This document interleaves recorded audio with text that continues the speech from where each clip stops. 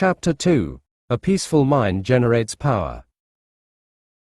At breakfast in a hotel dining room, three of us took to discussing how well we had slept the night before, a truly momentous topic. One man complained of a sleepless night. He had tossed and turned and was about as exhausted as when he retired. "Guess I'd better stop listening to the news before going to bed," he observed. "I tuned in last night and sure got an earful of trouble." That is quite a phrase, an earful of trouble. Little wonder he had a disturbed night. Maybe the coffee I drank before retiring had something to do with it, he mused. The other man spoke up. "As for me, I had a grand night. I got my news from the evening paper and from an early broadcast and had a chance to digest it before I went to sleep. Of course," he continued, "I used my go-to-sleep plan which never fails to work." I prodded him for his plan, which he explained as follows: "When I was a boy, my father, a farmer, had the habit of gathering the family in the parlor at bedtime and he read to us out of the Bible. I can hear him yet. In fact, every time I hear those Bible verses, I always seem to hear them in the tone of my father's voice. After prayers I would go up to my room and sleep like a top. But when I left home, I got away from the Bible reading and prayer habit. I must admit that for years practically the only time I ever prayed was when I got into a jam. But some months ago, my wife and I, having a number of difficult problems, decided we would try it again. We found it a very helpful practice, so now every night before going to bed she and I together read the Bible and have a little session of prayer. I don't know what there is about it, but I have been sleeping better and things have improved all down the line. In fact, I find it so helpful that even out on the road, as I am now, I still read the Bible and pray. Last night I got into bed and read the 23rd Psalm. I read it out loud and it did me a lot of good." He turned to the other man and said, "I didn't go to bed with an ear full of trouble. I went to sleep with a mind full of peace." Well, there are two cryptic phrases for you: an ear full of trouble, and a mind full of peace. Which do you choose? The essence of the secret lies in a change of mental attitude. One must learn to live on a different thought basis, and even though thought change requires effort, it is much easier than to continue living as you are. The life of strain is difficult. The life of inner peace, being harmonious and without stress, is the easiest type of existence. The chief struggle then in gaining mental peace is the effort of revamping your thinking to the relaxed attitude of acceptance of God's gift of peace. As an illustration of taking a relaxed attitude and therefore receiving peace, I always think of an experience in a certain city where I lectured one evening. Prior to going on the platform, I was sitting backstage going over my speech when a man approached and wanted to discuss a personal problem. I informed him that at the moment it was impossible to talk as I was just about to be introduced and asked him to wait. While speaking I noticed him in the wings nervously pacing up and down, but afterward he was nowhere about. However, he had given me his card, which indicated that he was a man of considerable influence in that city. Back at my hotel, although it was late, I was still troubled by this man, so I telephoned him. He was surprised at my call and explained that he did not wait because obviously I was busy. "I just wanted you to pray with me," he said. "I thought if you would pray with me, perhaps I could get some peace." "There is nothing to prevent us from praying together on the telephone right now," I said. Somewhat in surprise, he replied, "I have never heard of praying on the telephone." "Why not?" I asked. "A telephone is simply a gadget of communication. You are some blocks from me, but by means of the telephone we are together. Besides," I continued, "the Lord is with each of us. He is at both ends of this line and in between. He is with you and he is with me." "All right," he conceded. "I'd like to have you pray for me." So, I closed my eyes and prayed for the man over the telephone, and I prayed just as though we were in the same room. He could hear and the Lord could hear. When I finished, I suggested, "Won't you pray?" There was no response. Then at the other end of the line I heard sobbing and finally, "I can't talk," he said. "Go on and cry for a minute or two and then pray," I suggested. Simply tell the Lord everything that is bothering you. I assume this is a private line, but if not, and if anybody is listening, it won't matter. As far as anyone is concerned, we are just a couple of voices. Nobody would know it is you and I. Thus encouraged, he started to pray, hesitantly at first, and then with great impetuosity he poured out his heart, and it was filled with hate, frustration, failure. A mass of it. Finally, he prayed plaintively, "Dear Jesus, I have a lot of nerve to ask you to do anything for me, because I never did anything for you. I guess you know what a no account I am, even though I put on a big front. I am sick of all this, dear Jesus. Please help me." So, I prayed again, and asked the Lord to answer his prayer, then said, "Lord, at the other end of the telephone wire, place your hand on my friend and give him peace. Help him now to yield himself and accept your gift of peace." Then I stopped, and there was a rather long pause, and I shall never forget the tone in his voice as I heard him say, "I shall always remember this experience, and I want you to know that for the first time in months I feel clean inside and happy and peaceful." This man employed a simple technique for having a peaceful mind. He emptied his mind and he received peace as a gift from God. As a physician said, "Many of my patients have nothing wrong with them except their thoughts." So, I have a favorite prescription that I write for some, but it is not a prescription that you can fill at a drugstore. The prescription I write is a verse from the Bible, Romans 12:2. I do not write out that verse for my patients. I make them look it up and it reads, "Be ye transformed by the renewing of your mind." To be happier and healthier they need a renewing of their minds, that is, a change in the pattern of their thoughts. When they take this prescription, they actually achieve a mind full of peace. That helps to produce health and well-being. A primary method for gaining a mind full of peace is to practice emptying the mind. This will be emphasized in another chapter, but I mention it here to underscore the importance of a frequent mental catharsis. I recommend a mind emptying at least twice a day, more often if necessary. Definitely practice emptying your mind of fears, hates, insecurities, regrets, and guilt feelings. The mere fact that you consciously make this effort to empty your mind tends to give relief. Haven't you experienced a sense of release when you have been able to pour out to somebody whom you can trust worrisome matters that lay heavy upon the heart? As a pastor, I have often observed how much it means to people to have someone to whom they can truly and in confidence tell everything troubling their minds. I conducted a religious service on board the SS Lurleen on a recent voyage to Honolulu. In the course of my talk, I suggested that people who were carrying worries in their minds might go to the stern of the vessel and imaginatively take such anxious thought out of the mind, drop it overboard, and watch it disappear in the wake of the ship. It seems an almost childlike suggestion, but a man came to me later that day and said, "I did as you suggested and am amazed at the relief it has given me." During this voyage, he said, "Every evening at sunset I am going to drop all my worries overboard until I develop the psychology of casting them entirely out of my consciousness. Every day I shall watch them disappear in the great ocean of time." Doesn't the Bible say something about forgetting those things that are behind? The man to whom this suggestion appealed is not an impractical sentimentalist. On the contrary, he is a person of extraordinary mental stature, an outstanding leader in his field. Of course, emptying the mind is not enough. When the mind is emptied, something is bound to enter. The mind cannot long remain a vacuum. You cannot go around permanently with an empty mind. I admit that some people seem to accomplish that feat, but by and large it is necessary to refill the emptied mind, or the old, unhappy thoughts which you have cast out will come sneaking in again. To prevent that happening, immediately start filling your mind with creative and healthy thoughts.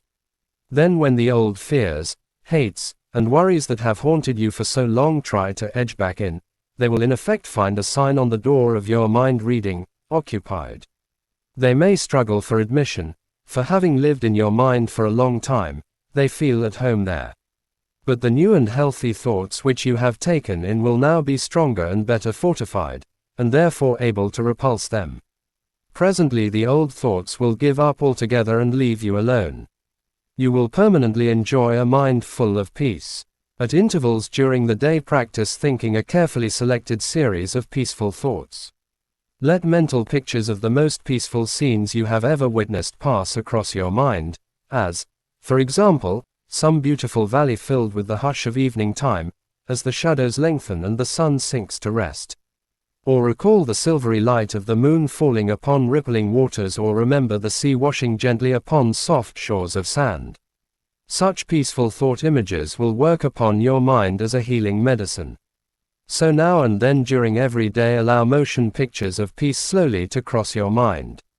Practice the technique of suggestive articulation, that is, repeat audibly some peaceful words. Words have profound suggestive power, and there is healing in the very saying of them. Utter a series of panicky words and your mind will immediately go into a mild state of nervousness. You will perhaps feel a sinking in the pit of your stomach that will affect your entire physical mechanism. If, on the contrary, you speak peaceful, quieting words, your mind will react in a peaceful manner. Use such a word as tranquility.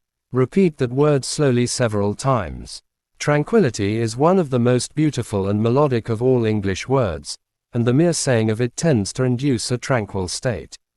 Another healing word is serenity. Picturize serenity as you say it. Repeat it slowly and in the mood of which the word is a symbol. Words such as these have a healing potency when used in this manner. It is also helpful to use lines from poetry or passages from the scriptures. A man of my acquaintance who achieved a remarkable peace of mind has the habit of writing on cards unusual quotations expressing peacefulness. He carries one of the cards in his wallet at all times, referring to it frequently until each quotation is committed to memory. He says that each such idea dropped into the subconscious lubricates his mind with peace.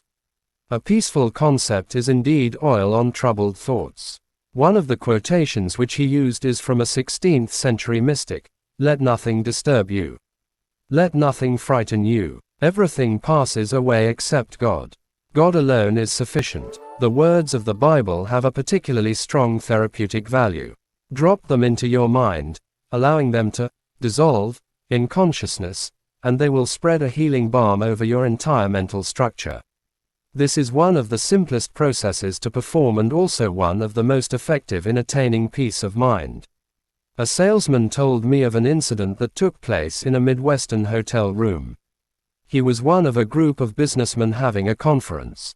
One man was very much on edge. He was snappy, argumentative, high-strung. Everyone present knew him quite well and realized he was under great nervous pressure. But finally, his irritating attitudes began to get on everybody's nerves. Presently this nervous individual opened his traveling bag, took out a big bottle of brachyshooking medicine, and poured himself a large dose. Asked what this medicine was, he growled, "Oh, it's something for nerves. I feel like I'm going to break in pieces. The pressure I'm under makes me wonder if I am going to crack up. I try not to show it, but I suppose even you fellows have observed that I swallowed several bottles of it, but I don't seem to get any better." The other men laughed. Then one said in a kindly manner, "Bill, I don't know anything about that medicine you are taking. Maybe it's all right. It probably is. But I can give you some medicine for those nerves that will do you more good than that. I know, because it cured me, and I was worse off than you are."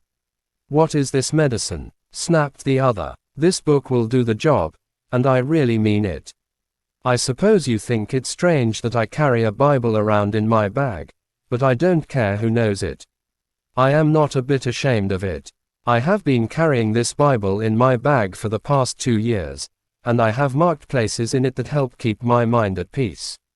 It works for me, and I think it can do something for you too. Why not give it a trial?" The others were listening with interest to this unusual speech. The nervous man had sunk low in his chair. Seeing that he was making an impression, the speaker continued, "I had a peculiar experience in a hotel one night which got me into the habit of reading the Bible. I was getting into a pretty tense state. I was out on a business trip and late one afternoon came up to my room terribly nervous. I tried to write some letters but couldn't get my mind on them. I paced up and down the room, tried to read the paper, but that annoyed me, so I decided to go down and get a drink, anything to get away from myself. While standing by the dresser, my eye happened to fall upon a Bible lying there. I had seen many such Bibles in hotel rooms but had never read any of them. However, something impelled me, and I opened the book to one of the Psalms and started to read it. I remember that I read that one standing up, then sat down and read another. I was interested but certainly surprised at myself, me reading the Bible. It was a laugh, but I kept on reading. Soon I came to the 23rd Psalm. I had learned that one as a boy in Sunday school and was surprised that I still knew most of it by heart. I tried saying it over, especially that line where it says, "He leadeth me beside the still waters. He restoreth my soul." I liked that line. It sort of got me. I sat there repeating it over and over, and the next thing I knew I woke up. Apparently I had dropped off to sleep and slept soundly. I slept only about 15 minutes, but upon awakening was as refreshed and rested as if I'd had a good night's sleep. I can remember yet the wonderful feeling of complete refreshment. Then I realized that I felt peaceful, and said to myself, "Isn't it strange? What is wrong with me that I have missed something as wonderful as this?" So, after that experience, he said, I bought a Bible, a little one I could put in my bag, and I've been carrying it ever since. I honestly like to read it, and I am not nearly so nervous as I used to be. So, he added, "Try that, Bill, and see if it doesn't work." Bill did try it, and he kept on trying it. He reported that it was a bit strange and difficult for him at first, and he read the Bible on the sly when nobody was around. He didn't want to be thought holy or pious. But now he says he brings it out on trains and planes or any old place, and reads it, and it does him a world of good. "I no longer need to take nerve medicine," he declared. This scheme must have worked in Bill's case, for he is easy to get along with now. His emotions are under control. These two men found that getting peace of mind isn't complicated. You merely feed your mind with thoughts that cause it to be peaceful. To have a mind full of peace, merely fill it full of peace. It's as simple as that. There are other practical ways by which you can develop serenity and quiet attitudes. One way is through your conversation. Depending upon the words we use and the tone in which we use them, we can talk ourselves into being nervous, high-strung, and upset. We can talk ourselves into either negative or positive results. By our speech we can also achieve quiet reactions. Talk peaceful to be peaceful. In a group, when the conversation takes a trend that is upsetting, try injecting peaceful ideas into the talk. Note how it counteracts the nervous tensions. Conversation filled with expressions of unhappy expectation, at breakfast, for example, often sets the tone of the day. Little wonder things turn out according to the unhappy specifications. Negative conversation adversely affects circumstances. Certainly, talk of a tense and nervous nature enhances inner agitation. On the contrary, start each day by affirming peaceful, contented, and happy attitudes, and your days will tend to be pleasant and successful. Such attitudes are active and definite factors in creating satisfactory conditions. Watch your manner of speech if you wish to develop a peaceful state of mind. It is important to eliminate from conversations all negative ideas, for they tend to produce tension and annoyance inwardly. For example, when you are with a group of people at a luncheon, do not comment that the communists will soon take over the country. In the first place, communists are not going to take over the country, and by so asserting you create a depressing reaction in the minds of others. It undoubtedly affects digestion adversely. The depressing remark colors the attitude of all present, and everyone goes away with a perhaps slight but definite feeling of annoyance. They also carry away with them a mild but definite feeling that something is wrong with everything. There are times when we must face these harsh questions and deal with them objectively and vigorously, and no one has more contempt for communism than I have, but as a general thing to have peace of mind, Fill your personal and group conversations with positive, happy, optimistic, satisfying expressions. The words we speak have a direct and definite effect upon our thoughts. Thoughts create words, for words are the vehicles of ideas.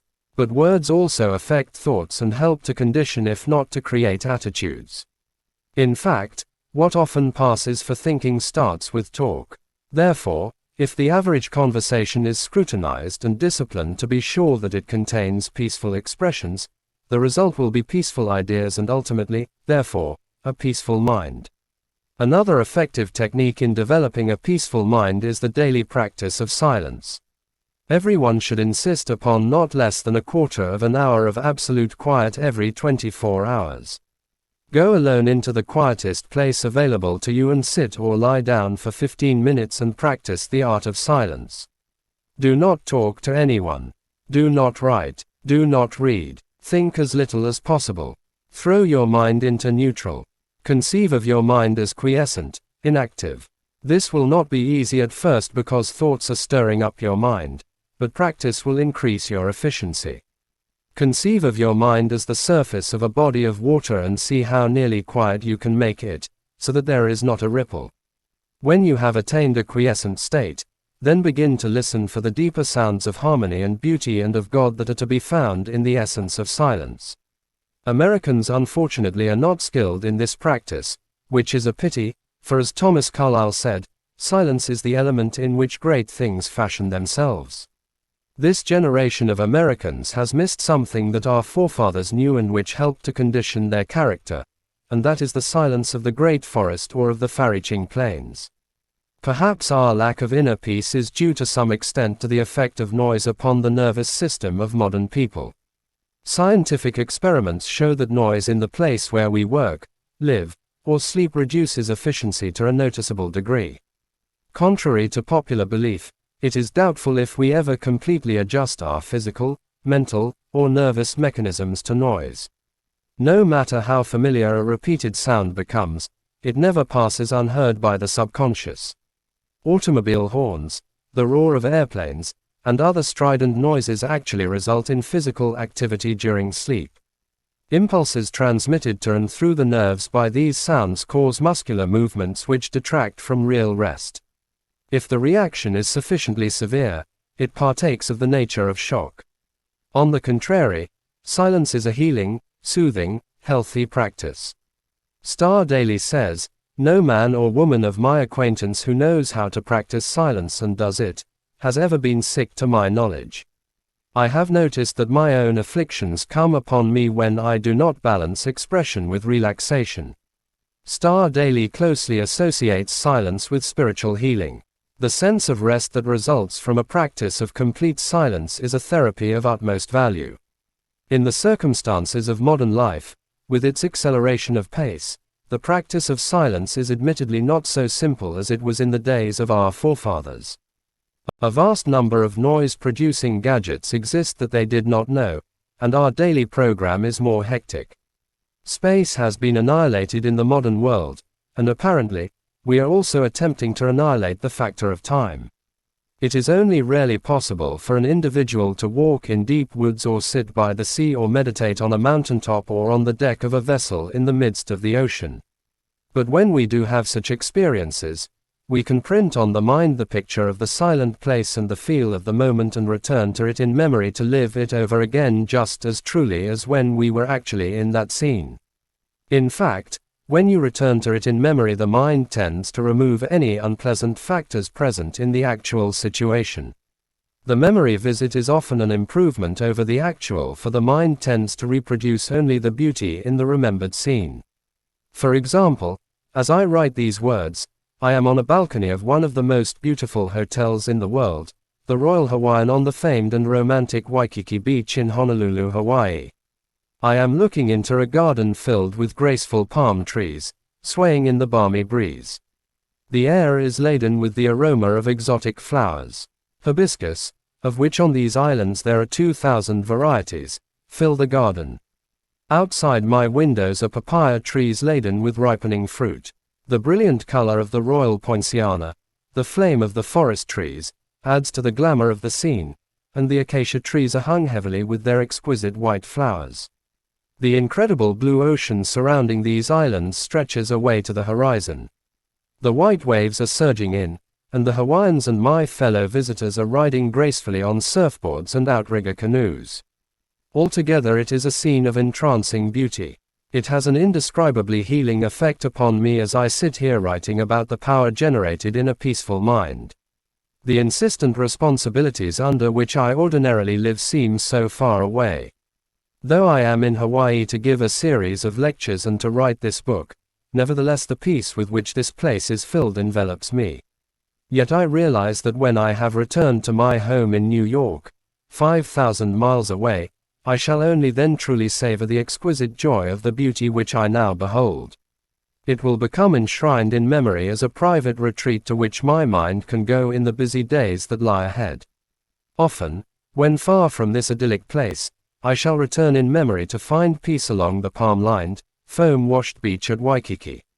Fill your mind with all peaceful experiences possible, then make planned and deliberate excursions to them in memory. You must learn that the easiest way to an easy mind is to create an easy mind. This is done by practice, by the application of the simple principles outlined here. The mind quickly responds to teaching and discipline. You can make the mind give you back anything you want, but remember the mind can give back only what it was first given. Saturate your thoughts with peaceful experiences, peaceful words and ideas, and ultimately you will have a storehouse of peace-producing experiences to which you may turn for refreshment and renewal of your spirit. It will be a vast source of power. I spent a night with a friend who has a very lovely home. We had breakfast in a unique and interesting dining room. The four walls are painted in a beautiful mural picturing the countryside in which my host was reared as a boy. It is a panorama of rolling hills, gentle valleys, and singing streams, the latter clean and sun-speckled, and babbling over rocks. Winding roads meander through pleasant meadows. Little houses dot the landscape. In a central position is a white church surmounted by a tall steeple. As we breakfasted, my host talked of this region of his youth, pointing out various points of interest in the painting around the wall. Then he said, "Often as I sit in this dining room I go from point to point in my memory and relive other days. I recall, for example, walking up that lane as a boy with bare feet, and I can remember how the clean dust felt between my toes. I remember fishing in that trout stream on many a summer afternoon and coasting down those hills in the wintertime. There is the church I attended as a boy."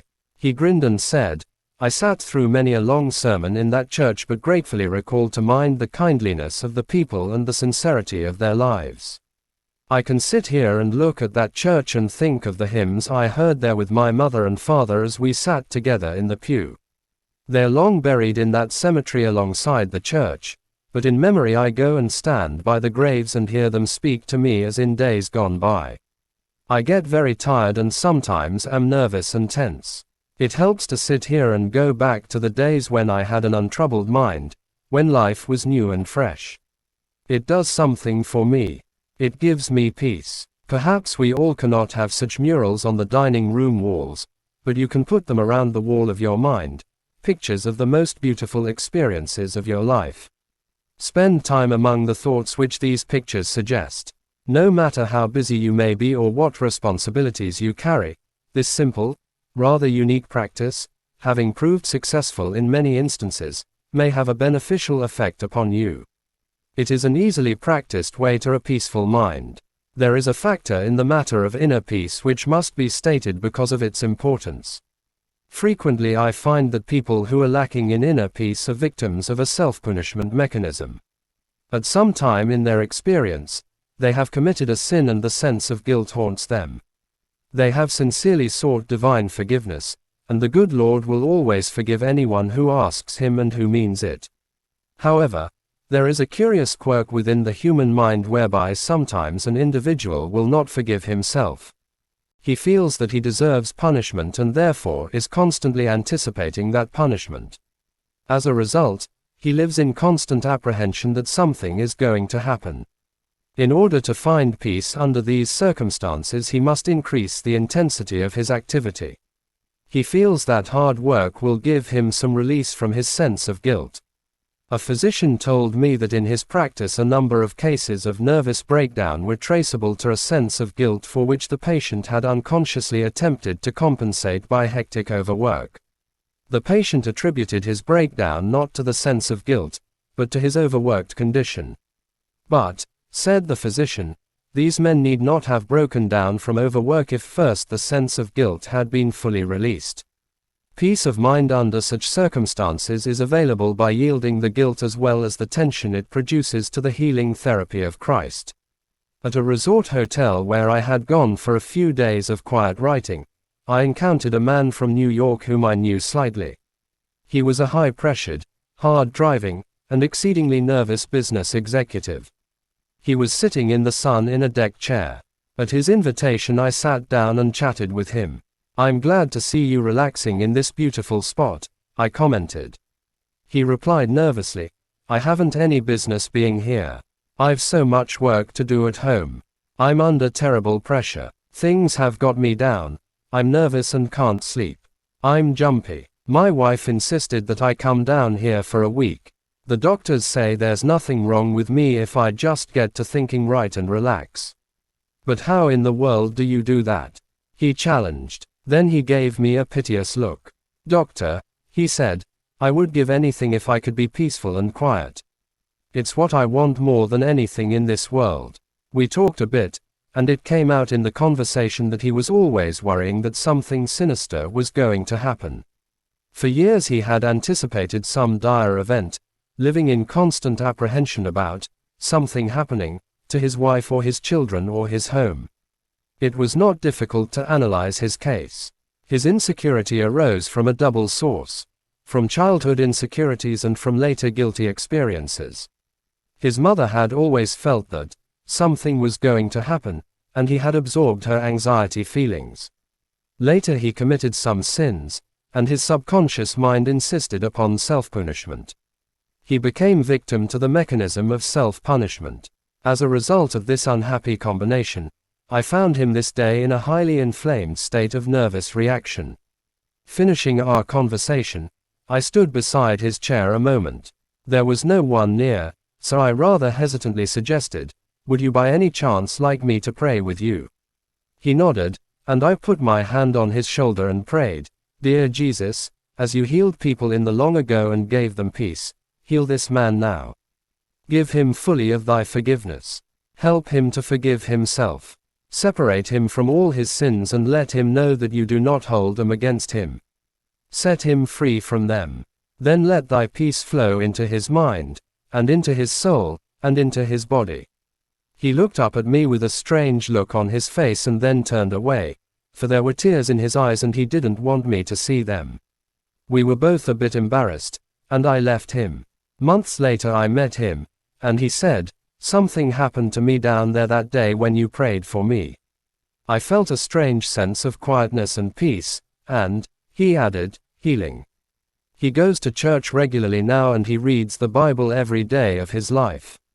He follows the laws of God and he has lots of driving force. He is a healthy, happy man, for he has peace in his heart and mind.